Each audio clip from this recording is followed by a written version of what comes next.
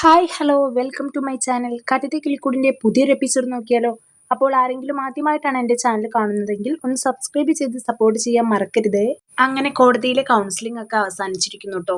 ആ സമയത്തും അവസാനമായിട്ട് നിധി പറഞ്ഞത് ഇതെൻ്റെ കടുത്ത തീരുമാനമാണ്, എനിക്ക് ഡിവോഴ്സ് ചെയ്യാതിരിക്കാൻ പറ്റില്ല എന്നാണ് കേട്ടോ കോടതിയിൽ അവൾ ശക്തമായിട്ട് പറഞ്ഞത്. അതുകൊണ്ട് തന്നെ അവളുടെ തീരുമാനം ഇത്രയും കടുത്തതായതുകൊണ്ട് തന്നെ കൗൺസിലർക്കും ഇതിൽ എതിർത്തൊന്നും പറയാനില്ല. അങ്ങനെ അതൊക്കെ കഴിഞ്ഞ് അവർ തിരിച്ച് പോവുകയാണ്. ആ സമയത്ത് അത്യാവശ്യം നല്ല സന്തോഷത്തിൽ തന്നെയാട്ടോ നിധി ഇറങ്ങുന്നത്. എന്നിട്ട് പറയുന്നുണ്ട് നമുക്ക് എന്തെങ്കിലും കഴിച്ചാലോ എന്ന് പറയുന്നുണ്ട് കേട്ടോ. പിന്നെ അതിൻ്റെ ഇടയിൽ അവൾ ചോദിക്കുന്നുണ്ട്, നിങ്ങൾ എല്ലാവരുടെ അടുത്ത് എന്തിനാ ഇത് ലവ് മാരേജ് ആണെന്ന് പറഞ്ഞത്, നമ്മൾ ലവ് ചെയ്തിട്ടാണോ കല്യാണം കഴിച്ചതെന്ന് ചോദിക്കുന്നുണ്ട് കേട്ടോ. ആ സമയത്ത് സുധീഷ് കറക്റ്റായിട്ട് അതിനുള്ള ഉത്തരം കൊടുക്കുന്നുണ്ട്. പിന്നെ ഞാൻ എന്ത് പറയണം, ഇതൊരു പ്രത്യേക സാഹചര്യത്തിൽ ഉണ്ടായ കല്യാണമാണെന്നോ അറേഞ്ച്ഡ് മാരേജ് ആണെന്നോ എനിക്ക് പറയാൻ പറ്റുമോ? അപ്പം അത് പറഞ്ഞു കഴിഞ്ഞാൽ വേറെയും പ്രശ്നങ്ങൾ ഉണ്ടായിരിക്കില്ലേ, അതൊന്ന് ആലോചിച്ച് നോക്കൂ എന്നൊക്കെ പറയുന്നുണ്ട്. അപ്പോൾ അവൾക്കും ആലോചിച്ചപ്പോൾ മനസ്സിലായി, അപ്പോൾ ഇയാൾക്ക് ചില സമയങ്ങളിലൊക്കെ ബുദ്ധി ഉണ്ടല്ലേ എന്ന് പറയുന്നുണ്ട് കേട്ടോ. എന്തായാലും അതൊക്കെ കഴിഞ്ഞ് നമ്മളെ നിധിയുടെ നിർബന്ധപ്രകാരം അവർ എന്തെങ്കിലും കഴിക്കാന്ന് പറഞ്ഞ് പോകുന്നുണ്ട്. ആ സമയത്ത് അവൾ ജ്യൂസും നമ്മളെ സുധീഷ് ചായയും പപ്സും ഒക്കെ കഴിക്കുന്നുണ്ട് കേട്ടോ. ആ സമയത്തും അവൾ ഭയങ്കര ഹാപ്പിയാണ്. അവൾ പറയുന്നത് നമ്മൾ ഡിവോഴ്സ് ഒക്കെ കഴിഞ്ഞ് എല്ലാം ശരിയായിട്ട് ഞാൻ നല്ലൊരു ഡിന്നർ തന്നെ നമ്മളെ സുധീഷിന് ഒരുക്കുന്നുണ്ട് കേട്ടോ എന്ന് പറയുന്നുണ്ട്. അപ്പോൾ സാധാരണ ഇങ്ങനെയുള്ള സന്തോഷ കാര്യങ്ങളിലാണ് എല്ലാവരും ഇങ്ങനെ ട്രീറ്റ് ചെയ്യുന്നത്. പക്ഷേ ഈ നിധിയെ സന്തോഷിച്ച് അവളുടെ ജീവിതത്തിലൊരു സന്തോഷ കാര്യമായതുകൊണ്ട് തന്നെ സുധീഷിന് നല്ലൊരു ട്രീറ്റ് എടുക്കുന്നുണ്ടെന്ന് പറയുന്നുണ്ട് കേട്ടോ. ഇത് കേൾക്കുമ്പോൾ സുധീഷിനും ഭയങ്കര ഷോക്കാവും. അവൻ ചോദിക്കും അത് എന്തിനെന്ന് ചോദിക്കുമ്പോൾ അവൾ പറയുന്നത് എന്താണെന്ന് വെച്ചാൽ, എനിക്ക് വേണ്ടി സുധീഷ് ഒരുപാട് ബുദ്ധിമുട്ടിയതല്ലേ, അതുകൊണ്ട് തന്നെ സുധീഷിന് എന്തെങ്കിലും ഒരു ട്രീറ്റ് ചെയ്യണമെന്ന് എനിക്ക് തോന്നി, എന്തായാലും നല്ലൊരു അടിപൊളി ട്രീറ്റ് തന്നെ ഞാൻ തരും എന്നൊക്കെ പറയുന്നുണ്ട് കേട്ടോ. പോരാത്തതിന് ഇനി സുധീഷിനൊരു കല്യാണം ഉണ്ടാവുമ്പോൾ എന്തായാലും അതൊരു സെക്കൻഡ് മാരേജ് ആയിട്ടല്ലേ കൺസിഡർ ചെയ്യുള്ളൂ എന്നും പറയുന്നുണ്ട്. അപ്പോൾ ആ ഒരു സങ്കടവും അവൾക്ക് ഉണ്ട്. അന്നേരം സുധീഷ് പറയുന്നത് എന്തായാലും എനിക്കൊരു മാരേജ് ഉണ്ടാവുമ്പോൾ ഞാൻ അവളെയും കൂട്ടി നിന്റെ അടുത്തേക്ക് വരാം, എന്നിട്ട് പറയും ഞങ്ങൾ തമ്മിൽ കല്യാണം കഴിച്ചിട്ട് മാത്രമേ ഉള്ളൂ, അല്ലാതെ വേറൊരു ബന്ധവും ഉണ്ടായിട്ടില്ല എന്ന് പറയാമെന്ന് പറയുന്നുണ്ട് കേട്ടോ.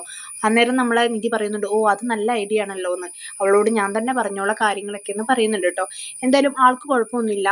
പിന്നെ നമ്മളെ സുധീഷ് പറയുന്നുണ്ട് ആദ്യമായിട്ടായിരിക്കൂലേ ഇങ്ങനെ ഡിവോഴ്സ് ഒക്കെ കഴിഞ്ഞ് വരുമ്പോൾ ഇങ്ങനെ നല്ല സന്തോഷമായിട്ടുള്ള ഒരു കാര്യം ചെയ്യുന്നത്, അതായത് ഇങ്ങനെ പുറത്ത് പോയിട്ട് ഫുഡൊക്കെ കഴിക്കുന്നത് നമ്മൾ മാത്രമായിരിക്കില്ലേ എന്ന് പറയുന്നുണ്ട്. അന്നേരം നമ്മളെ നിധി പറയുന്നത് അതിന് നമ്മൾ സങ്കടകരമായിട്ട് പിരിഞ്ഞതൊന്നുമല്ലല്ലോ, നല്ല രീതിയിൽ കല്യാണം കഴിച്ച് നമ്മൾക്കിടയിൽ തർക്കങ്ങൾ ഉണ്ടായിട്ട് പിരിഞ്ഞതൊന്നുമല്ലല്ലോ, അങ്ങനെയൊക്കെ ഉള്ളവർക്കല്ലേ സങ്കടം ഉണ്ടാവുന്നുള്ളൂ. ഇന്ന് കോടതിയിൽ വന്ന ഒരുപാട് ആൾക്കാർ എത്രമാത്രം സന്തോഷിച്ചിട്ടായിരിക്കില്ലേ കല്യാണം കഴിച്ചതെന്നൊക്കെ ഇങ്ങനെ പറയുന്നുണ്ട് കേട്ടോ. അന്നേരം മനസ്സിൽ നമ്മളെ സുധീഷ് എന്തൊക്കെയോ പിറുപിറുക്കുന്നുണ്ട്. പോരാത്തതിന് പറയുന്നുണ്ട് അതിനേക്കാൾ വലിയ സങ്കടമാണ് നമ്മൾ സ്നേഹിച്ചവർ നമ്മളെ തിരിച്ചറിയാതെ പോകുന്നതെന്നും പറയുന്നുണ്ട് കേട്ടോ. അത് കേൾക്കുമ്പോഴും നമ്മളെ നിധിക്ക് കാര്യം മനസ്സിലാവുന്നില്ല. സുധീഷിൻ്റെ ലൈഫിൽ നിന്ന് ആണ് കാര്യങ്ങൾ പറയുന്നത് എന്നുള്ള കാര്യം അവൾ പറയുന്നു. ഓ അങ്ങനെയാണോ, എനിക്കതൊന്നും അറിയില്ല എന്നാണ് കേട്ടോ പറയുന്നത്. എന്തായാലും ആൾക്ക് ഇപ്പോൾ ഭയങ്കര സന്തോഷമാണ്, എനിക്ക് വലിയൊരു ടെൻഷൻ മനസ്സിൽ നിന്ന് ഒഴിഞ്ഞു പോയി എന്നൊക്കെ പറയുന്നുണ്ട്. അത് പറയാൻ കാരണം സുധീഷ് പറയുന്നുണ്ട് നിധിയെ കാണാൻ ഇന്ന് നല്ല ഭംഗിയുണ്ടെന്ന്. ഇന്ന് മാത്രമല്ല കേട്ടോ, എന്നും ഭംഗിയാണ്, പക്ഷെ ഇന്ന് പ്രത്യേക ഒരു ഭംഗിയുണ്ടെന്ന് പറയുന്നുണ്ട്. അന്നേരം നിധി പറയുന്നത് അത് മനസ്സിലൊരു വലിയൊരു ഭാരവും ടെൻഷനും എടുത്തു വെച്ചുകൊണ്ട് തോന്നുന്നതായിരിക്കുന്നത്. അന്നേരം നമ്മൾ സുധീഷിന് മനസ്സിൽ വിചാരിക്കുന്നുണ്ട് കേട്ടോ, ഇത്രയും വലിയൊരു ഭാരമായിരുന്നോ ഈ ഒരു കല്യാണ ജീവിതം എന്നുള്ളത്. അവനപ്പോൾ മനസ്സിലായി, അല്ലെങ്കിൽ മനസ്സിലായിട്ടുണ്ട്, പക്ഷെ ഇപ്പോൾ ഓരോ വാക്കുകളും കൂടി കേൾക്കുമ്പോൾ അത് പൂർണ്ണമായിട്ട് മനസ്സിലാവുകയാണ് ചെയ്തത്. അങ്ങനെ അതൊക്കെ കഴിഞ്ഞ് പിന്നെ കാണിക്കുന്നത് ഹരീഷിന്റെ വർക്ക്ഷോപ്പാണ്. ഹരീഷ് ഭയങ്കര മൂഡ് ഓഫ് ആയിട്ടാണ് ഇരിക്കുന്നത്. കാരണം നമ്മളെ ഹരീഷും നീതുവുമായിട്ട് അന്നത്തെ പ്രശ്നം കഴിഞ്ഞതിന് ശേഷം നീതു ഇതുവരെ ഷോപ്പിലേക്ക് വന്നിട്ടൊന്നുമില്ല, ഒരു മെസ്സേജ് പോലും അയച്ചിട്ടില്ല, രണ്ടുപേരും അങ്ങോട്ടും ഇങ്ങോട്ടും. അപ്പൊ അതൊക്കെ പറഞ്ഞിട്ട് നമ്മളെ ടിറ്റോയും ചന്തുവും ഇങ്ങനെ ഹരീഷിനെ ഇട്ട് ഇങ്ങനെ കളിയാക്കുന്നുണ്ട് കേട്ടോ. ഇവിടെ ഇരിക്കുന്ന ഒരാളുടെ അവസ്ഥ എഞ്ചിൻ പോയ വണ്ടി പോലെയാണ്, പിന്നെ ചെയ്യുന്നതൊക്കെ കറക്റ്റ് അല്ല, എല്ലാം പൊട്ടത്തരാണ് ചെയ്തു വെക്കുന്നത്. അതായത് വണ്ടി വരുമ്പോൾ ഹരീഷ് പണിയെടുക്കുന്നതൊക്കെ പൊട്ടത്തരാട്ടോ ചെയ്യുന്നത്, കാരണം മനസ്സ് ഇവിടെയൊന്നുമല്ല. അപ്പോൾ അത് അങ്ങോട്ട് കയറി ഒന്ന് മെസ്സേജ് അയച്ചാൽ തീരാവുന്ന പ്രശ്നമുള്ളൂ, ഇങ്ങനെ ഈഗോ അടിച്ച് ഇരിക്കേണ്ടെന്നാണ് അവർ പറയുന്നത്. പക്ഷേ ഹരീഷിൻ്റെ ഒരു ഈഗോ കാരണം അവൻ ഒരിക്കലും അങ്ങോട്ട് പോയിട്ട് മിണ്ടാനോ സംസാരിക്കാനോ ഒന്നും തയ്യാറാവുന്നില്ല. അവളോടൊന്ന് സംസാരിച്ചൂടെ, ഒന്ന് ഹായ് അയച്ചൂടെ, പിന്നെ ഒന്ന് I love you, miss you, ഇത്ര മാത്രം മതി എന്നൊക്കെ പറയുന്നുണ്ട്. അവർ ഒരുപാട് പറഞ്ഞ് മനസ്സിലാക്കി കൊടുക്കുന്നുണ്ട്. എന്നിട്ട് ഞങ്ങളൊന്ന് ചായ കുടിച്ച് വരാമെന്ന് പറയുന്നുണ്ട് കേട്ടോ. അവരുടെ സംസാരം കേട്ടിട്ട് ഹരീഷിനും തോന്നി ഒന്ന് മിണ്ടിയേക്കാൻ സംസാരിച്ചേക്കാൻ തോന്നിയിട്ട് ഫോണൊക്കെ എടുക്കുന്നുണ്ട് മെസ്സേജ് അയക്കാൻ വേണ്ടി. പക്ഷേ ഒന്നും കണ്ട് അയക്കാനുള്ളൊരു ഇത് വരുന്നില്ല. അവിടെ നമ്മളെ നീതു ആണെങ്കിലും ഭയങ്കര ടെൻഷനിലാണ്. ഹരീഷിന്റെ കോളിനും അതുപോലെ തന്നെ മെസ്സേജിനുമായിട്ടുള്ള വെയിറ്റിംഗിലാണ്. ആൾക്കും ഈഗോ ഇട്ടിട്ട് ഇങ്ങോട്ടൊന്നും ചെയ്യുന്നില്ല. പക്ഷെ പെട്ടെന്ന് നോക്കുമ്പോൾ ഹരീഷ് ഓൺലൈനിലുണ്ട്, എന്തെങ്കിലും അയച്ചാലോ എന്ന് വിചാരിക്കുമ്പോൾ വേണ്ട ഇങ്ങോട്ട് അയക്കട്ടെ എന്ന് വിചാരിച്ച് വെയിറ്റ് ചെയ്ത് നിൽക്കും കേട്ടോ. പക്ഷെ ഹരീഷ് ആണെങ്കിൽ ടൈപ്പിംഗ് എന്ന് കാണിക്കുന്നുണ്ട്, പക്ഷെ അങ്ങോട്ടൊന്നും മെസ്സേജ് എത്തുന്നില്ല. പിന്നെ വേണ്ടാന്ന് വെച്ചിട്ട് ഹരീഷ് ഒഴിവാക്കി പോവാട്ടോ, ഇതൊന്നും ശരിയാവില്ല എന്ന് വെച്ച് മെസ്സേജ് അയക്കുന്നില്ല. നീതുവിനാണെങ്കിൽ ദേഷ്യം വരുന്നുണ്ട് ഹരീഷ് ഇങ്ങോട്ടൊന്നും അയക്കാഞ്ഞിട്ട്. പക്ഷെ ആളായിട്ട് അങ്ങോട്ട് പോകുന്നില്ല, കുറച്ച് ഈഗോ ഇട്ട് ഇരിക്കാമെന്ന് വിചാരിക്കുന്നുണ്ട് കേട്ടോ. അങ്ങനെ അതൊക്കെ കഴിഞ്ഞ് കാണിക്കുന്നത് നമ്മളെ സുഭാഷ് ചേട്ടൻ വർക്ക് കഴിഞ്ഞ് വരുന്നുണ്ട്. ആ സമയത്ത് നികേഷിനോട് ചോദിക്കുന്നുണ്ട്, നിധിയും അതുപോലെ തന്നെ സുധീഷും വന്നോ, കോടതിയിൽ പോയിട്ട് എന്തെങ്കിലുമൊക്കെ പറഞ്ഞോ എന്ന് ചോദിക്കുമ്പോൾ ഏയ് എന്നോടൊന്നും പറഞ്ഞില്ല എന്ന് പറയുന്നുണ്ട് കേട്ടോ. അങ്ങനെ നിധിയെ വിളിക്കുന്നുണ്ട്, എന്തൊക്കെയായി കാര്യങ്ങളെല്ലാം ശരിയായോ എന്ന് ചോദിക്കുന്നുണ്ട്. ആ എല്ലാം സുഭാഷ് ചേട്ടൻ ശരിയായി, 6 മാസം എടുക്കും സമയം ഇത് ശരിയാവാൻ വേണ്ടിയിട്ട് എന്ന് പറയുമ്പോൾ സുഭാഷ് ചേട്ടനും ചെറിയൊരു ആശ്വാസം കേട്ടോ, 6 മാസമെങ്കിലും ഉണ്ടല്ലോ എന്ന്. കോടതിക്ക് കോടതിൻ്റെതായ ചില പ്രൊസീജിയേഴ്സ് ഒക്കെ ഉണ്ടല്ലോ, അതൊക്കെ കഴിഞ്ഞിട്ടാണ് ഇനി വിളിക്കുക, ഇനിയും പോകണം എന്ന് പറയുന്നുണ്ട്. പിന്നെ കൗൺസിലിങ്ങിൻ്റെ കാര്യങ്ങളൊക്കെ പറഞ്ഞു കൊടുക്കുന്നുണ്ട് കേട്ടോ. എന്തായാലും സുധീഷിനെ കാണാത്ത ടെൻഷനിലാണ് സുഭാഷ് ചേട്ടനും നികേഷും ഒക്കെ ഇങ്ങനെ പറയുന്നുണ്ട്, അവരെ കണ്ടില്ലല്ലോ എന്നിങ്ങനെ പറയുന്നുണ്ട്. അന്നേരം നമ്മളെ നിധി പറയുന്നുണ്ട് കേട്ടോ, നീ വിഷമിക്കേണ്ട, ഞങ്ങൾ കോടതിയിൽ നിന്ന് വരുമ്പോൾ സുധീഷ് ഓക്കെ ആയിരുന്നു, കുഴപ്പമൊന്നും ഇല്ലാന്ന് പറയുന്നുണ്ട്. സുധീഷ് ഏട്ടൻ ഇതിന് സമ്മതിച്ചോ എന്ന് ചോദിക്കുമ്പോൾ ഓ അതിനെന്താ, സുധീഷ് സമ്മതിക്കാതിരിക്കില്ലല്ലോ, ഞങ്ങൾ രണ്ടുപേരും കൂടി ഓക്കെ ആയിട്ടാണ് ഇറങ്ങിയതെന്നൊക്കെ പറയുന്നുണ്ട് കേട്ടോ. നമ്മളെ സുധീഷ് ആണെങ്കിൽ പോയത് നേരെ ഗോപി സാർ അടുത്തേക്കാണ്. കാരണം അവിടെ പോയിട്ട് കുറച്ച് കാര്യങ്ങളൊക്കെ അവന് ശരിയാക്കാനുണ്ട്. സാറിൻ്റെ അടുത്ത് പോയിട്ട് പറയുന്നുണ്ട്, വീണ്ടും ഒന്നുകൂടെ നിധിയെ വിളിക്കണം, എന്നിട്ട് ഈ ഡിവോഴ്സിൻ്റെ കാര്യം പറയണം എന്നൊക്കെ പറഞ്ഞ് കൈക്കൂലിയൊക്കെ കൊടുത്ത് ശരിയാക്കാന്ന് വിചാരിച്ച് നിൽക്കുകയാണ്. സാറാണെങ്കിൽ എന്തായാലും കൈക്കൂലി വാങ്ങാതെ പോവില്ല, എന്തെങ്കിലുമൊക്കെ ചെയ്ത് കൊടുക്കുന്നുണ്ടെങ്കിൽ അതിന് പ്രത്യുപകാരം വാങ്ങിയിട്ടേ പോവുള്ളൂ.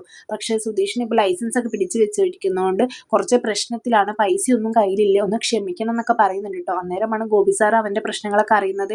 എസ്.പിയുടെ മകനുമായിട്ടൊരു ആക്സിഡന്റ് കേസ് ഉണ്ടായതും അവനെ അടിച്ചതൊക്കെ അപ്പോഴായിട്ട് അറിയുന്നത്. എന്നിട്ടാണ് നീ എന്നോട് ഇത്രയും ഹെൽപ്പ് ചോദിക്കാൻ വേണ്ടി പറയുന്നത്, എൻ്റെ തൊപ്പി തെറിക്കുന്ന കേസാണ് നീ ഉണ്ടാക്കുന്നതെന്നൊക്കെ പറയുന്നുണ്ട് കേട്ടോ. എനിക്ക് വേണ്ടി ഇതെങ്കിലും ഒന്ന് ചെയ്തു തരണം പ്ലീസ് എന്നൊക്കെ പറഞ്ഞിട്ട് സാറോട് കൈയും കാലും പിടിക്കുന്നുണ്ട് കേട്ടോ. പ്രത്യുപകരമായിട്ട് സാറ് പൊറോട്ട ഓർഡർ ചെയ്യാൻ പറയുന്നുണ്ട്, അതുപോലെ തന്നെ എൻ്റെ വൈഫിനും വേണം, അപ്പോൾ കുട്ടികൾക്ക് വേണ്ടതെന്ന് ചോദിക്കുമ്പോൾ കുട്ടികൾ വീട്ടിലില്ല എന്നാട്ടോ പറയുന്നത്. എന്തായാലും പൊറോട്ടയും അതിലേക്കുള്ള കറിയൊക്കെ ഓർഡർ ചെയ്ത് വരുത്തിപ്പിക്കുന്നുണ്ട് കാര്യം നടക്കാൻ വേണ്ടിയിട്ട്. അതൊക്കെ കഴിഞ്ഞ് റെസ്റ്റോറൻറ്റിൽ നിന്ന് ഇറങ്ങുന്ന സമയത്താണ് നിധിയെ ഫോണിലേക്ക് വിളിക്കുന്നത്, സ്പീക്കർ ഇട്ട് സംസാരിക്കണം എന്നൊക്കെ സുധീഷ് പറയുന്നുണ്ട് കേട്ടോ. അങ്ങനെ പോലീസ് നേരെ നിധിയെ വിളിക്കുന്നുണ്ട്, നിധിയെ വിളിച്ചിട്ട് കാര്യങ്ങൾ സംസാരിക്കുന്നുണ്ട്. അന്ന് നിങ്ങളെ കല്യാണം എത്ര കഷ്ടപ്പെട്ടിട്ടാണ് ഞങ്ങൾ നടത്തി തന്നതെന്ന് അറിയാമോ, അതിനൊന്നും ഒരു വിലയും ഇല്ലേ, പോലീസുകാർക്കൊന്നും യാതൊരു വിലയും ഇല്ലേ എന്നൊക്കെ ചോദിക്കുന്നുണ്ട് ഗോപി സാർ. നമ്മളെ നിധിയാണെങ്കിൽ ഞെട്ടുട്ടോ, അവൾ ഡിവോഴ്സിന് കൊടുത്ത കാര്യങ്ങൾ ഇത്ര കറക്റ്റായിട്ട് നിങ്ങളെങ്ങനെ അറിഞ്ഞെന്ന് ചോദിക്കുമ്പോൾ അറിഞ്ഞതിലല്ല കാര്യം, നീ അങ്ങനെ ചെയ്തോ ഇല്ലെന്നാണ് ഞാൻ അറിയേണ്ടത്, നിന്റെ വീട്ടുകാരറിഞ്ഞോ നീ ഡിവോഴ്സിന് കൊടുത്ത കാര്യം എന്ന് ചോദിക്കുന്നുണ്ട്. കല്യാണമോ വീട്ടുകാരറിഞ്ഞില്ല, ഡിവോഴ്സ് കൊടുക്കുന്നതും അറിയണ്ടേന്നൊക്കെ ചോദിക്കുന്നുണ്ട് കേട്ടോ. എന്തായാലും ഇങ്ങനെ ചെയ്യുന്നത് ശരിയല്ല എന്നൊക്കെ പറഞ്ഞ് ഭീഷണിപ്പെടുത്തുന്നുണ്ട്. സുധീഷ് ആണെങ്കിൽ ബാക്കിൽ നിന്ന് ഓരോന്ന് പറഞ്ഞു കൊടുക്കുന്നുണ്ട്, അത് പറയും ഇത് പറയും എന്നൊക്കെ പറയുന്നുണ്ട്. അതിനനുസരിച്ച് ഇങ്ങനെ പോലീസ് പറയുന്നുണ്ട് കേട്ടോ. പക്ഷെ പോലീസ് അതിൻ്റെ ഇടയിൽ സുധീഷിനോടും പറയുന്നുണ്ട്, കൂടുതലൊന്നും പറയാൻ പറ്റില്ല, കാരണം ഇത് ഡിവോഴ്സ് കേസാണ്, വലുതായിട്ടൊന്നും പോലീസിന് ഇതിൽ റോളൊന്നും ഇല്ലയെന്ന് പറയുന്നുണ്ട്. എന്തായാലും നമ്മളെ നിധിയെ ഒന്ന് പേടിപ്പിക്കാൻ വേണ്ടിയിട്ട് സുധീഷ് ഓരോന്ന് പറയിപ്പിക്കുന്നുണ്ട്, അതുപോലെ തന്നെ ഗോപി സാറും ഓരോന്ന് പറയുന്നുണ്ട്. എന്തായാലും നമ്മളെ നിധിക്ക് ആകെ ടെൻഷനായിട്ടോ. അവൾ പറയുന്നുണ്ട്, എനിക്കിതൊന്നും സെറ്റായി പോകുന്നില്ല എന്ന്, 6 മാസമല്ലേ കല്യാണം കഴിഞ്ഞിട്ടായിട്ടുള്ളൂ, അതിൻ്റെ ഇടയിൽ സെറ്റായി പോകുന്നില്ല എന്ന് പറഞ്ഞാൽ എങ്ങനെ ശരിയാവും എന്നൊക്കെ സാറ് ചോദിക്കുന്നുണ്ട്. എന്തായാലും ഇത് ശരിയാവില്ല, എങ്ങാനും ഇനി ഡിവോഴ്സ് അത് ഇതെന്ന് പറഞ്ഞ് കോടതിയിൽ എങ്ങാനും ചെന്ന് കഴിഞ്ഞാൽ അപ്പോൾ ഞാൻ എന്തായാലും ഇതുപോലെ കോൾ ചെയ്യാനൊന്നും നിൽക്കില്ല, എന്തായാലും വീട്ടിൽ പോയിട്ട് പ്രശ്നം ഉണ്ടാക്കുന്നതാട്ടോ ഉദ്ദേശിക്കുന്നത്. അതായത് നിധിയുടെ വീട്ടിൽ പോയിട്ട് എല്ലാം അറിയിക്കുന്നുള്ള ലെവലിലാണ് സംസാരിക്കുന്നത്. എന്തായാലും ഇതൊക്കെ കേട്ടിട്ട് നമ്മുടെ നിധിക്ക് ആകെ ടെൻഷനായി. എന്തായാലും നല്ല രീതിയിലായിരുന്നു ഡിവോഴ്സിൻ്റെ കാര്യങ്ങളൊക്കെ ഇത്രയും സ്മൂത്തായിട്ട് പോയിക്കൊണ്ടിരുന്നത്, പെട്ടെന്നാണ് ഇങ്ങനെ സാറ് വിളിച്ച് ഓരോ കാര്യങ്ങൾ പറയുന്നത്. അങ്ങനെ നല്ല അടിപൊളിയായിട്ട് നമ്മളെ ഗോപി സാറ് അഭിനയിച്ചിട്ടുണ്ട്. അതൊക്കെ കഴിഞ്ഞിട്ട് നമ്മളെ സുധീഷ് സാറ് അപ്രീഷിയേറ്റ് ചെയ്യുന്നുണ്ട് കേട്ടോ. പകരം പൈസ കുറച്ച് കഴിഞ്ഞിട്ട് എനിക്ക് തരണം എന്നൊക്കെ പറയുന്നുണ്ട്. എന്തായാലും നല്ലൊരു എമൗണ്ടിന് തന്നെയാണ് കാര്യങ്ങളൊക്കെ ശരിയാക്കിയിട്ടുള്ളത്. പക്ഷെ നമ്മളെ നിധിക്കാണെങ്കിൽ ഭയങ്കര ടെൻഷൻ, പോലീസിന് എന്താ ഇതിൽ കാര്യം, ഒരു സംശയം ഉണ്ട് കേട്ടോ അവൾക്ക്, ഡിവോഴ്സ് ചെയ്യുന്നതിൽ പോലീസിന് എന്താ കാര്യം, അതൊക്കെ നമ്മുടെ സ്വയം ഇഷ്ടമല്ലേ, എങ്ങനെ ചെയ്യണം എങ്ങനെ ജീവിക്കണം എന്നൊക്കെ ഉള്ളത് നമ്മളെ കാര്യമില്ലേ. കല്യാണം അവർ നടത്തി തന്നു എന്നത് ശരിയാണ്, പക്ഷെ അത് കഴിഞ്ഞിട്ടുള്ള കാര്യത്തിൽ അവർ ഇടപെടേണ്ട കാര്യമില്ലല്ലോ എന്ന് നമ്മൾ ചിന്തിക്കുന്നുണ്ട്. എന്തായാലും നമ്മളെ നിധി കൂടുതലായിട്ട് ഇതിൻ്റെ പിറകെ പോവുകയാണെങ്കിൽ സുധീഷ് പെടുന്നതായിരിക്കും, അല്ലാത്ത പക്ഷം ഇത് സ്മൂത്തായിട്ട് കാര്യങ്ങളൊക്കെ പോകും സുധീഷ് വിചാരിച്ചതുപോലെ തന്നെ. എന്തായാലും നമുക്ക് വെയിറ്റ് ചെയ്ത് കാണാം സുധീഷിൻ്റെ ഈ പ്ലാനിങ് നടക്കുകയില്ല എന്നുള്ളത്. ഗോപി സാറെ കൈയും കാലും പിടിച്ചിട്ട് എങ്ങനെയെങ്കിലും കുറച്ച് കാശും കൊടുത്തിട്ട് ഈ ഡിവോഴ്സ് ഇല്ലാതാക്കാൻ വേണ്ടിയിട്ടാണ് ആളെ പരിപാടി. ജീവിതകാലം മൊത്തം തൻ്റെ ഭാര്യയായിട്ട് നിധി കൂടെ വേണമെന്ന് ആഗ്രഹിക്കുന്നത് കൊണ്ടാട്ടോ ഇങ്ങനെ ഓരോ കടുന്തിരി ചെയ്തുകൊണ്ടിരിക്കുന്നത്. എന്തായാലും നമുക്ക് വെയിറ്റ് ചെയ്ത് കാണാം കഥയിൽ എന്തൊക്കെയാണ് സംഭവിക്കാൻ പോകുന്നതെന്ന്. ആരെങ്കിലും എൻ്റെ ചാനൽ സബ്സ്ക്രൈബ് ചെയ്യാതെയാണ് കാണുന്നതെങ്കിൽ ഒന്ന് സബ്സ്ക്രൈബ് ചെയ്ത് സപ്പോർട്ട് ചെയ്യാൻ മറക്കരുത്. ഇതുപോലുള്ള റിവ്യൂസിനായിട്ട് ഈ ചാനൽ ഒന്ന് ഫോളോ ചെയ്യും. ബൈ.